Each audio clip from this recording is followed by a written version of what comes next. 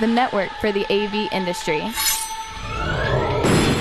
What are you listening to? This is AV. This is AVNation. This is AVNation. This is EdTech, episode 25, recorded Thursday, March 27th, 2014. The Amazing Disappearing Laptop.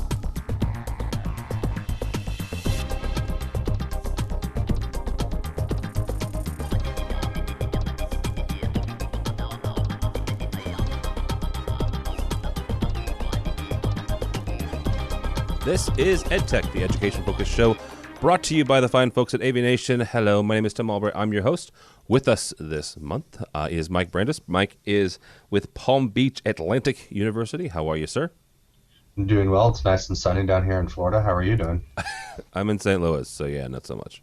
Spring has not quite made it to the beautiful metropolis of St. Louis, Missouri. So, and speaking of sunny and Bermuda shorts.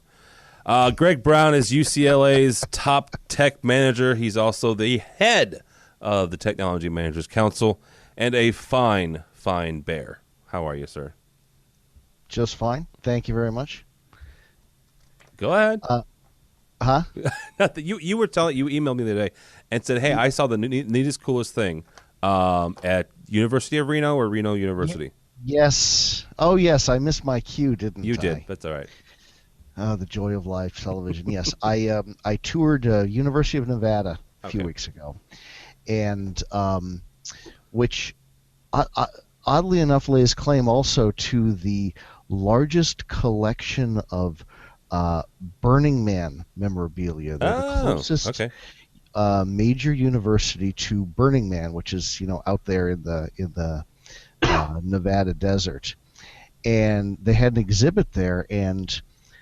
To the uninitiated, it looked like just the world's largest collection of pictures of naked people in body paint.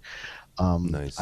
I'm sure there was some sort of deep academic significance and erudite purpose behind all of it, but it looked like a lot of pictures of naked people in body paint. But I did come away with something useful.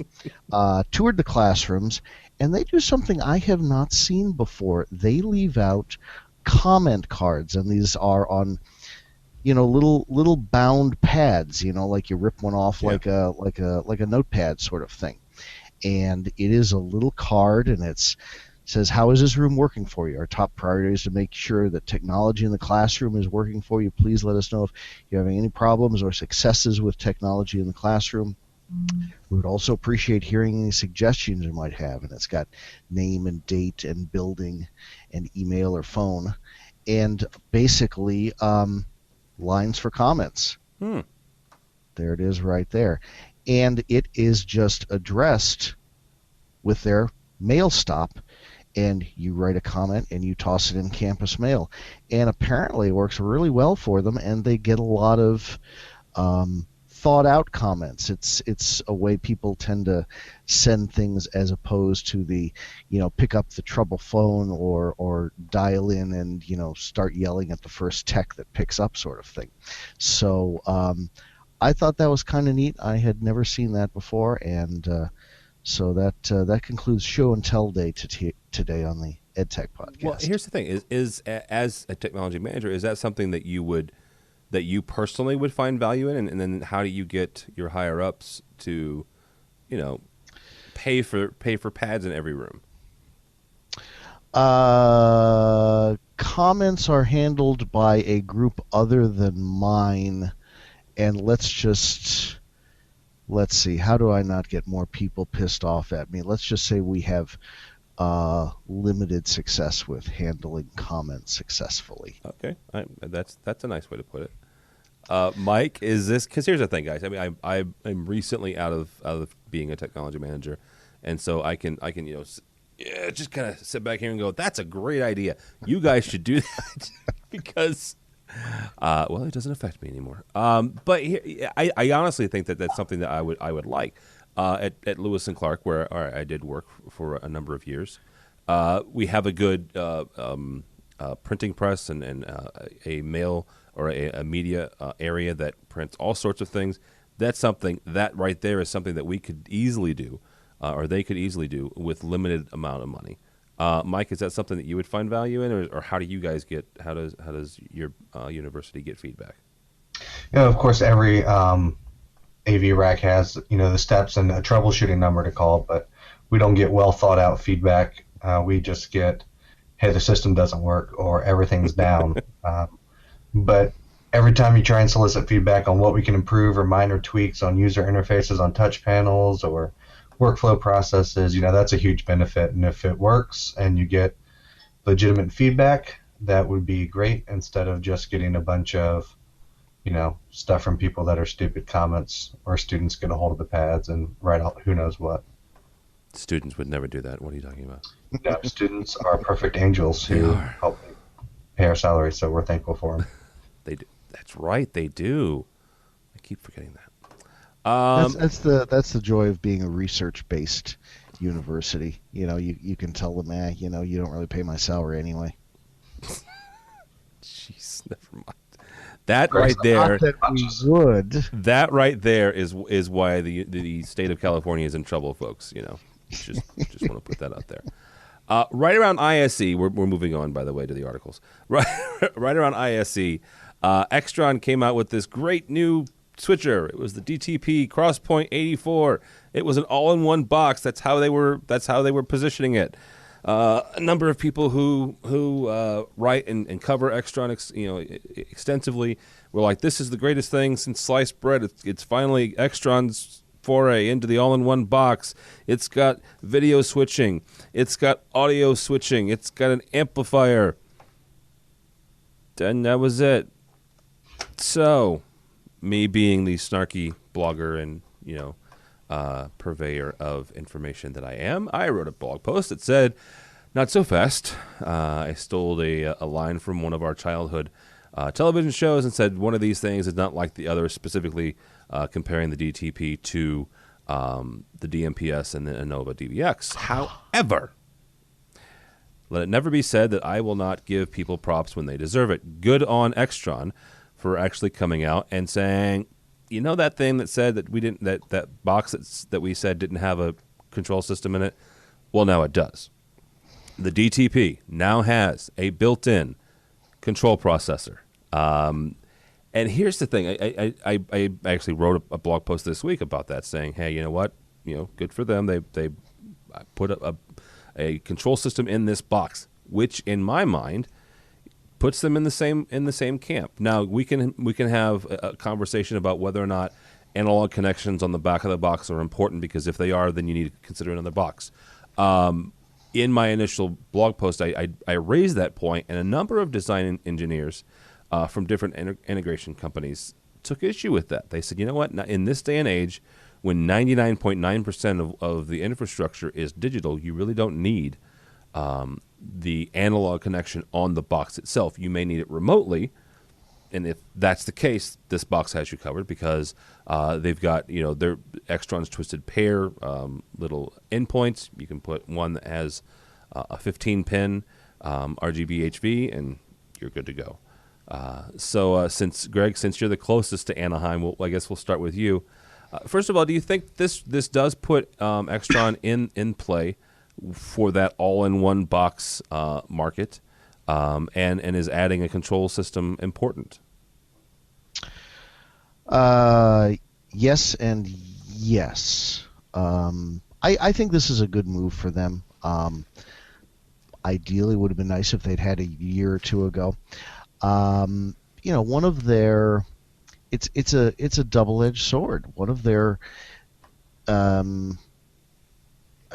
claims to fame, I was going to say issue, but that's not quite the word I want, was that the Extron model was, okay, this box and now we're going to add this box, and then I buy this box because I want to do this, and you combine all these boxes to get what you want, which is a beautiful and wonderful system for us technology geeks, but you have to be careful, because it can lead you to some reliability issues, all of that wiring. It's also a lot harder to put all that stuff together. having a single box that does everything you need is a wonderful thing for us if we can find it. It's a little bit of a dangerous game to play, I think, for the manufacturers, because you really need to come up with the box that everybody wants and the right combination of things. I think, the DMPS from Crestron is a brilliant box. It was largely what got us rolling out Crestron rooms for the first time here about 2 years ago. But I think this is a good move for Extron. I think they're still playing a beat behind, but I think it looks like a well thought out box, and I think it's a good move for them. Yeah, I do too. Mike, the one thing that Greg mentioned, the fact that, and I actually agree with this, the fact that it feels like Extron is a beat behind. However, I don't know that is on purpose or by design, or is simply just kind of where they are in their product cycle. Where do you think that they fall in line with people like Aurora and AMX and Crestron and people like that when it comes to digital infrastructure and these all-in-one boxes? Yeah, I mean, certainly they're behind. They weren't first to market, but I don't necessarily think that's a bad thing. I remember when some of those other manufacturers' boxes came out, their first couple go-arounds were pretty unreliable.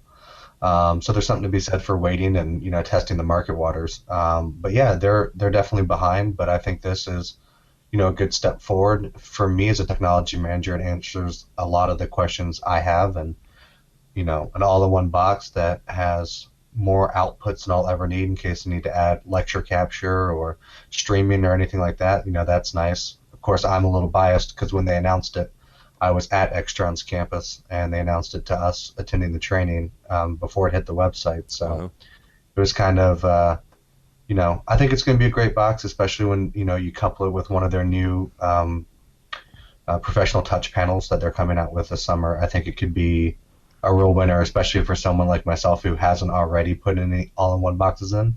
So I'm not tied down to a specific manufacturer in any of my room designs. So it could be a winner. As long as it doesn't have any, issues when you go to roll it out, it'll be a good move for them. Mike, did you come out here for the Extron class, or were you? No, I was at the one in Raleigh. I did Anaheim 2 years ago. Did Raleigh this time. Any technology managers, if you are out here in Anaheim and have the time, track me down and we'll give you the nickel tour if you're interested. Yeah, just ask Extron where Greg lives, and they'll take you right to him. It was actually funny because I was talking with some of the Anaheim guys who flew east for the training, and they said they ran into Greg at the airport. You were at that was the strangest thing. I was at the airport there the other week, heading to Fairfax to the InfoComm mothership, and there are a couple of guys in line. Actually, the first guy I saw, I'm like, I know him from somewhere in the AV industry, and it wasn't until the other guy turned around. It's like, oh, it's the guys from Extron that I realized who I was handful of people behind in line.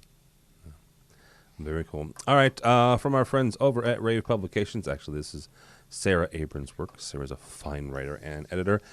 Epson now holds 39% of the projector market share. Holy cow! Seriously? I shouldn't be really surprised. Epson is a really good projector, and I was taken aback, I guess, by the number. You take a look at what kind of Epson does, and they've got their Brighter Futures program, which, if you're not familiar with it and you're a technology manager at an education, you need to be, because their pricing on Brighter Futures, which is their education-only pricing, is phenomenal. It really is quite good. And I've not ran into anybody yet who can match it or beat it, which is unfortunate for me now that I'm an integrator. That you look at stuff like that, and you look at 2,700 lumens projector, a 3,000 lumens projector, and you go in there and you're going in against an Epson with that Brighter Futures pricing, and it's difficult. Let's just put it that way. So Mike, on the news that Epson is kicking everybody else's tail, first of all, how do you think they do it, and are you surprised? I'm not surprised. I'm a big buyer of Epson. We use a lot of them in our new designs, especially because of the Brighter Futures, discount. They're hands down one of the least expensive projectors on the market for us, especially at, the output you get from them. Not at all surprised. We had a lot of Sanyo, then they kind of exited the marketplace, and Epson was the clear winner for us in that space. Now, for our more specialized applications, we don't use Epson necessarily, but for our ubiquitous general run-of-the-mill rooms, Epson's a real winner. Yeah. When Matt Silverman, who was on this program for a very long time, he's also since moved on and is no longer a technology manager. He works for Extron now. Speaking of the mothership, Greg, and he when he was resistance is futile. Resistance is futile. The blue Kool-Aid will be passed out later. George Mason, he was a big Epson house as well, and actually he's one of the people that kind of got me in that vein. Greg, when it comes to Epson, are you how do you think they got here? Was it strictly on price, or was it, price can only go so far if you're replacing bulbs every 2 months, or it's just not quite there. The technology is not, or the technology or the quality is not quite there. Yeah, it's really been a little bit of everything. I mean, we aren't a big Epson user. We have a lot of Panasonics, mainly because we started using the Panasonics for our big guns and sort of moved into the smaller projectors from that direction. But yeah, Epson, it's they tend to just play on the lower market, although they came out with some brighter stuff here in the last year that it'll be interesting to see how that does over the next couple of years. I actually might have a chance to spec my first bright, like a 6 or 7K Epson here in the very near future, and I'm kind of interested in doing that. But they've always built a reliable projector. They aren't the first people you hear mentioned when you talk about buying bad projectors. They've always been really competitive. The lower half of the market, but they've always been a big name there. I think the other thing, they've always been at least from my perspective, they've always had a really good rep base. They have dedicated reps, and at least all of mine have been consistently very good. They are also about to come out with a brand new interactive projector, one of these short throw projector that can project onto any surface, and yet you can write.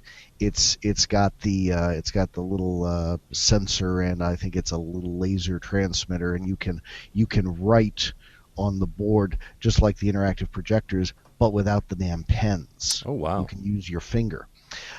It's something Smart has had for a couple of years, and Epson is coming out with one. Personally, I think Epson will probably eat their lunch. I'm still waiting for a reply from my Smart rep. I've got some people who are interested in taking a look at one of those projectors, and I'm still waiting to hear back from my Smart rep. Meanwhile, I emailed my my Epson rep, and 2 or 3 hours later, the answer was kind of like, yes, when would you like a demo? Let me ask you a question, though, because we've talked a little bit about reps before on this program, and I think everybody's experience is a little different. When I was at Lewis and Clark, I never had a projector rep on campus, and I don't know. I'm trying to think. I don't know that I ever had one call.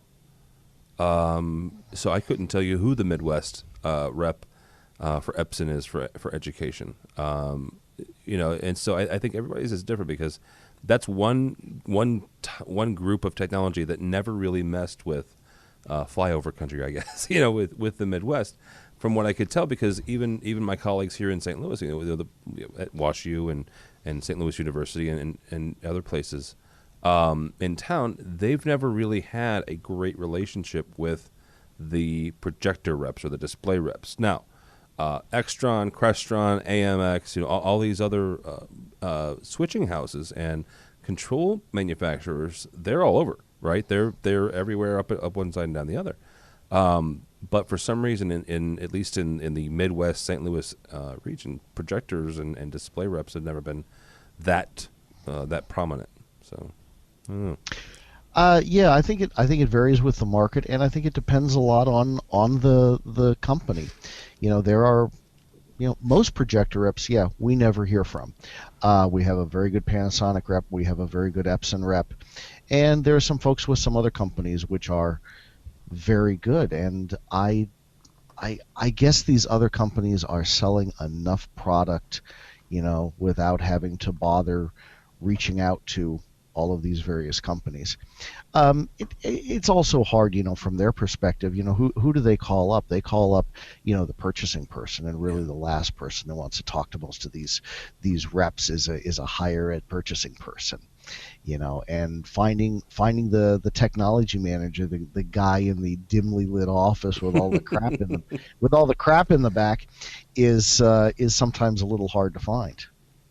Yeah, absolutely. Because then you have to go through phone trees and guess at different people's titles. That's actually literally how a lot of people have found me. It's like, I'm looking for somebody who does this. Yeah, that was one thing in talking with InfoComm this past year was when I was involved in technology managers, was seeing what the actual title would be, right? Because in higher education, technology manager kind of makes sense, but some people take issue with the fact that so either they're not a manager or technology is just one part of what they do. So you're right, when it comes to doing cold calling to colleges and universities, that would be a little difficult. So all right, from our fine friends over at AV Network. 6 mega trends that tech managers cannot ignore in 2014. This is written by Margot Dewey. Basically, here's the rundown, guys, and we'll ask you to add or subtract from the list if you would. 4K, which seems to be ever growing now that Extron and InfoComm are having a class. Connectivity and convergence, video ubiquity, real-time content, value propositioning, and BYOE, which Margot says the E is everything. Bring your own everything. Greg, is there something that maybe you would like to add to the list, or maybe something that doesn't necessarily make sense for 2014?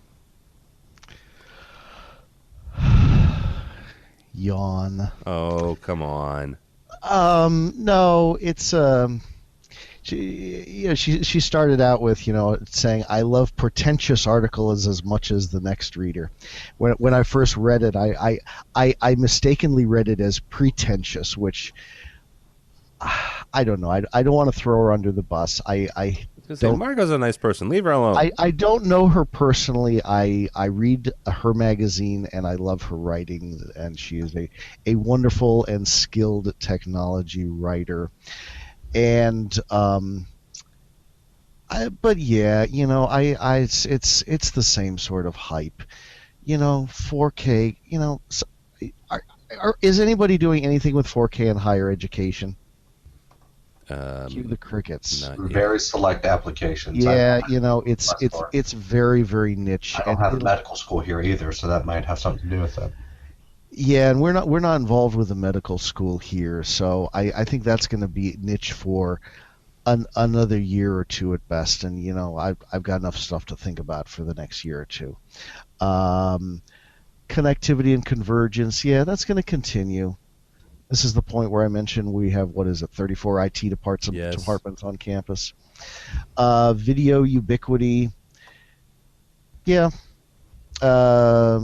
Real-time content, yeah, maybe. And bring your own everything. We're still trying to get Wi-Fi every place here, so.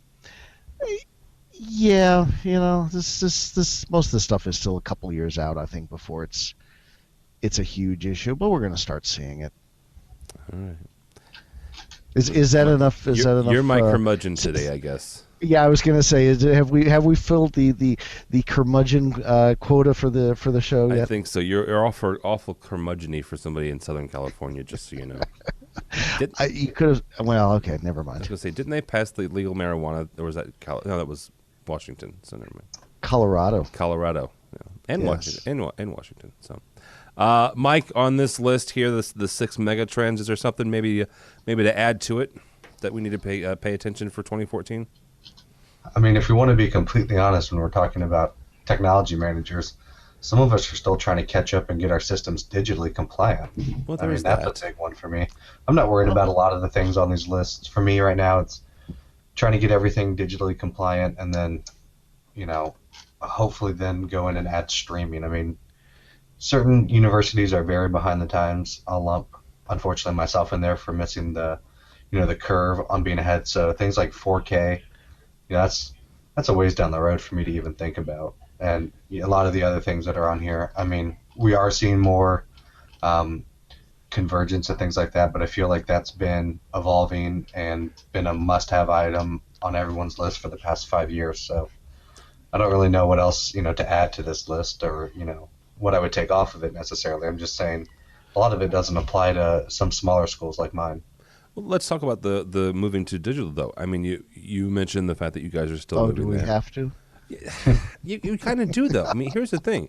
Not all of us are the University of Southern California, LA, or the University of California, Los Angeles. UCLA, USC is not whatever. Same difference. Acronym to use. You're here. all brown bears or whatever you are.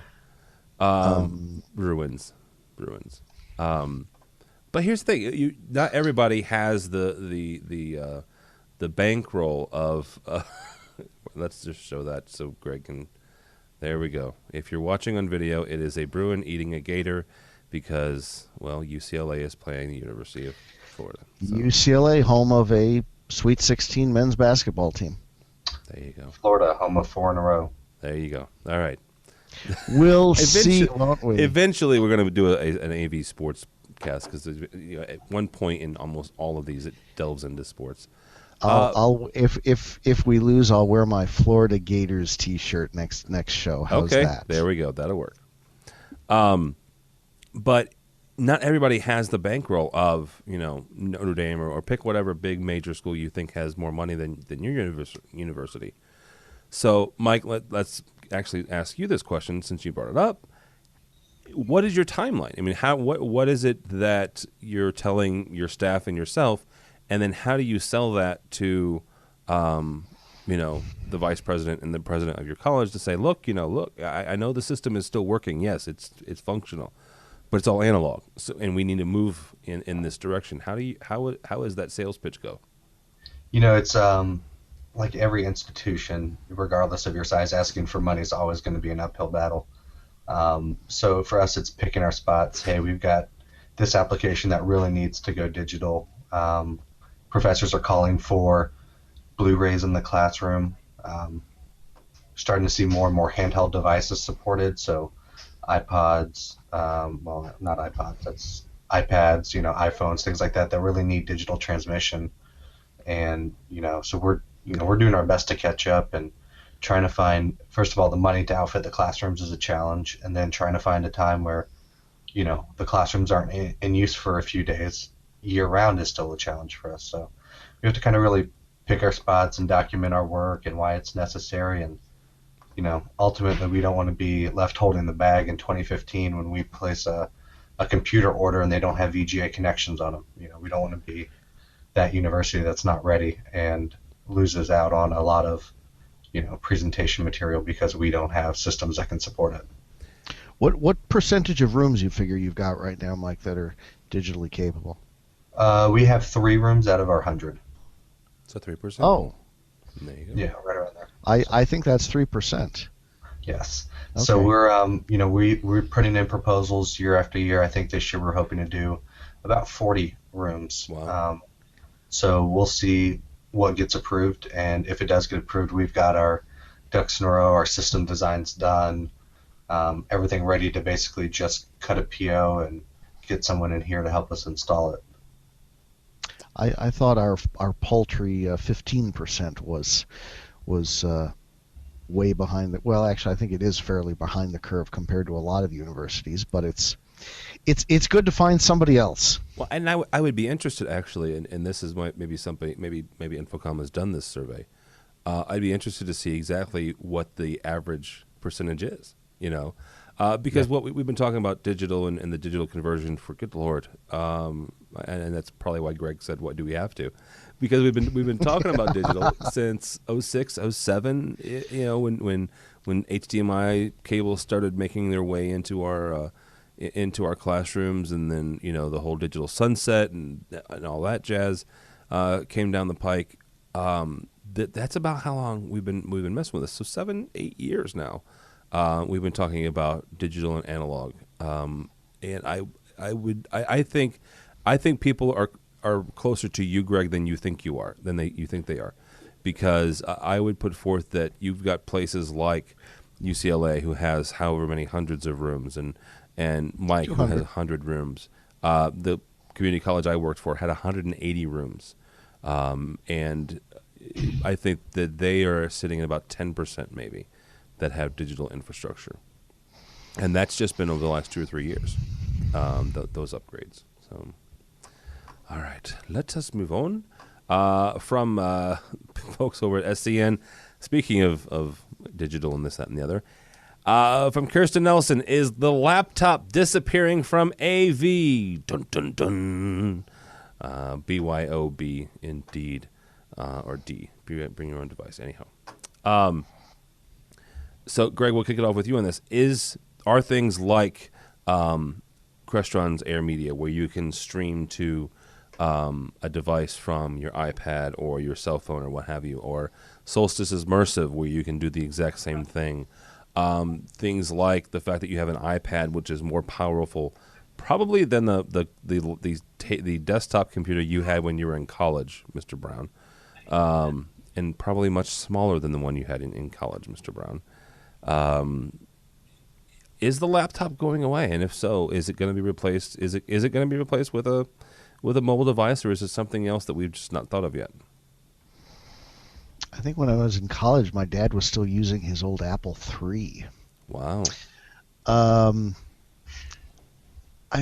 like SCN. They're a great magazine if they didn't discontinue my subscription every few years because they decide I'm not an integrator. And make me reapply. This is not the place to yell at her for that. No, we haven't tossed anybody under the bus. We were nice to Extron. We've never tossed somebody under the bus. I know. We were nice to Extron. I think the mobile devices will replace laptops the way computers have replaced books. Okay. Oh wait, they haven't, have they? They're going to get more powerful. They're going to get more ubiquitous. They're going to be a much brighter star in our AV system constellation every year for many years, and we're going to be dealing with them more regularly. I don't see laptops going away anytime too soon. That's a useful form factor. Yeah. I don't think we're going to get away from the full freaking keyboard and a page size screen anytime soon. Unless they turn into something weird like with the flexible sheet things we're seeing and stuff like that. The OLEDs. Give me OLEDs. Yeah. Yes. Yeah. Mike, where do you see laptops in the next 5 or 10 years? Are they still around, or something else going to replace them? Yeah, I think they're definitely going to be around, especially 5 years from now. I think what we're going to see moving, and I guess we're going to touch on it later, is the traditional rack-mounted desktop computer. I think that's going to go away first. I will always take my laptop somewhere when I need to give a presentation. Especially in higher ed, I have a lot of laptop users. Some people out there in corporate technology managers might not have, laptop users. They might be using their tablet or their, mobile phone or whatnot. But a majority of our presenters are still using laptop technology, and I don't see that changing in the next 5 years. Maybe 10 years down the road, who knows? But for the next 5 years, I'm fully anticipating people still using laptops heavily. I think it's funny the way we can discuss VGA connectors going away on laptops one moment, and then almost in the next breath start talking about the laptops themselves going away. But of course, we've been talking about laptops going away for like the last 6 years, so I don't know why this year would be any different. Hasn't it been longer? Well, I don't know. I remember the first time I saw an actual Microsoft tablet, and it was running XP, I believe. That's how long ago it was, and the sucker was that thick, and it was a big brick of a thing, but it was a nice, it was a neat concept, I guess. And it wasn't until the iPad that made that feasible, right? And it's the old story of Apple. They didn't make the first tablet, but they made them cool and then sexy and thin and useful, I guess. Made them popular, and so this is probably where some of that's coming from. Plus the fact that it's been around for 4 years now, and they are becoming people's replacements for laptops. Not everybody's, and there's definitely use cases. Until I start programming on a tablet, I'm still always going to have a laptop. So, and don't anybody out there get any ideas, because I don't want to start programming on a freaking tablet. So I can't connect it. That was one thing. But if you've ever had this issue with a DB9 connector trying to get serial back into something. Just be careful when you buy or upgrade to Windows 8, because sometimes those USB to serials don't always convert well. I learned that quickly. Finally here, our buddy Steve Greenblatt, his company Control Concepts is asking very nicely for technologies managers out there to take their survey. They're actually wanting to hear from you. If you go to their website, controlconcepts.net, and go to the bottom of it, it says Choose to be Heard 2013 Tech Managers Speak Survey Needs You. And if you click on it, it takes you directly to a SurveyMonkey survey, and they're asking, basically how you guys do your job, what are some of the pain points, and also how can they help you. Programmers, yes. Yeah, I'm sorry. Control Concept is a programmer. Integrators, consultants, architects. Architects especially. I hate architects. Anyhow, I'm upsetting a lot of people right now, aren't I? Oh, you're not upsetting anybody. You keep saying that. The only people that you upset is your boss. You're just hitting all the highlights, Greg. Yes. This month we like Extron. They did something smart, Hey, I give you the nice thing about pissing people off. Yes. From your email, people are watching the show. That is true. So I know people are watching you, because whenever the subject line is Greg Brown, I just... All right. That's going to do it for this month, folks. Mike Brandis has been with us. Mike is with Palm Beach Atlantic University. Thank you, sir. Thank you for having me on. Absolutely. Mike, how can people find you, your writings and your musings? Because you also have your own website, plus you write for the Red Band folks. Yeah, I'm at MikeBrandisAV.com or on Twitter at MikeBrandisAV. And then I occasionally contribute to redband.avshout.com along with a bunch of other fantastic writers. So be sure to check it out and let us know what you like, and be sure to let us know what you hate, so we can keep doing it. And yeah. It is a motley crew. I'll just say that. The Red Band boys and girls, actually, because he's gotten some female writers now.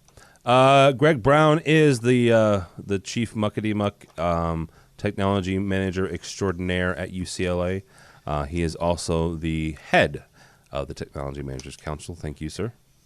Thank you. There will be another, if you're a technology manager, look up the Technology Managers Council on the InfoComm website. The next meeting, it's going to be mid-April. I don't remember the date. I obviously came to this show prepared. You always do, yes. Yeah, I start now. I also blog over there for their InfoComm All Voices blog, and their new writing and editing person has gotten me to commit to writing another blog here in the next few days. Wow. So I'll actually have another one sometime soon. Ms. Miller actually got you. Well, I have tomorrow off, and I didn't there you go. actually have anything planned other than sitting in front of the computer and doing work-related email. So I figure I'll write another blog. So Nermina actually wrangled you and got you to write another one. Yes, she did. So, all right. And real quickly, Greg. In all seriousness, if it, I mentioned before that I'm no longer a technology manager, so there's not just my seat, but a number of empty seats at the table. So make yourself be heard. It's a good way to get involved in the community. It's a good way to get involved in InfoComm. So, and this year you get a free dinner, or lunch. What is it? Is it in the afternoon? Yeah. We should maybe toss that out. That's we're gonna do the technology managers. I don't know what it's officially called this year. Mixer, basically. There will be our annual Technology Managers Council meeting at the show. Mm-hmm. I believe it's Wednesday. Probably. I believe it's about 3. Last year it was Wednesday. Yeah. Yeah, and then I believe the mixer is at 5, usually like the room next door. So, love you to join the council if you're a technology manager, and if you don't want to join the council, at least show up and eat a bunch of hotel food and drink a bunch of alcohol with us, all for free if you're a technology manager. And in Vegas. Sponsored again by FSR this year. Excellent. So Excellent. there's another gratuitous plug for they're a good company. It's a good company, yeah. My name is Tim Albright. I'm your host of this, but more importantly, go by the website. Don't follow me on Twitter. It's silly stuff. But go by the website, AVNation.tv. AVNation.tv, you'll find this program, our control and automation program called A State of Control, a brand new AV Social with Dan Newman, the dynamic duo of Kelly Perkins and AV Dawn interviewed Dan Newman about his new book. We have a new Live Life coming up. A special we did with Draper, the AV Apps Show, which is the best hair on podcasting in the history of the world because it's hosted by Matt Scott and Phil Cordell.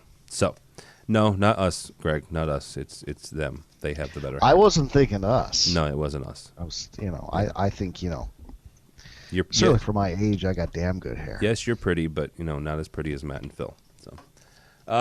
So, yeah, check that out if you would, please. Hey, this I won't embarrass her, but this bouquet came from a beautiful young lady. So really, yes. I have never mind. There's a bunch of jokes I won't do there. I'm sure there is. I'm surprised you guys didn't comment on it. AVNation.tv. Thanks so much for listening and watching. This has been EdTech.